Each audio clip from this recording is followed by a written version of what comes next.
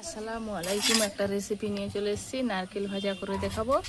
এইবারে এইভাবে piece piece করে কেটে নিতে কাটা হয়ে গেছে। এই যে ভাজবার জন্য এইভাবে কেটে নিয়েছি, চিনি দিয়ে ভেজে নেবো। পানি দিয়ে ধুয়ে নিচ্ছি, এইভাবে দিয়ে ভেজে নিতে হবে। তেল দিয়ে আগে ভেজে নিতে হবে, ভেজে নিয়ে তারপর চিনি দিয়ে ভেজে নিতে হবে।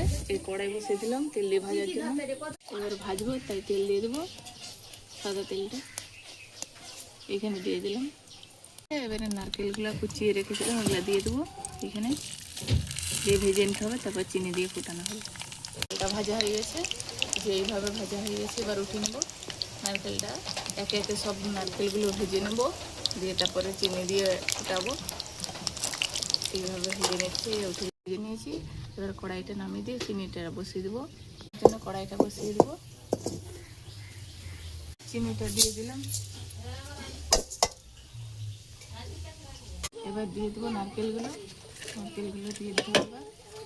দিয়েছি, এবার এমনি করে মেরে নিতে হবে, মাখিয়ে দিতে হবে নারকেলের সঙ্গে চিনিগুলো। এভাবে হয়ে গেছে, এবার নামিয়ে নেবো। নামিয়ে ঠান্ডা করে নিলে এগুলো ঠিকঠাক এসে যাবে। দোকানের মতনই ভাজা হয়ে যাবে, একটু ঠান্ডা হয়ে গেলে। খুবই সুন্দর হয়েছে, দোকানের মতন, পুরোই দোকানের মতনই হয়েছে। টেস্টি পুরো একবারে দোকানের মতন।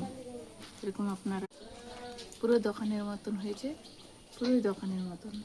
আপনারা বাড়িতে বানিয়ে খেয়ে দেখবেন, পুরো দোকানের মতন হয়েছে, আর কিনা লাগবে না। পুরো দোকানের মতন খুবই সুন্দর হয়েছে নারকেল ভাজাটা।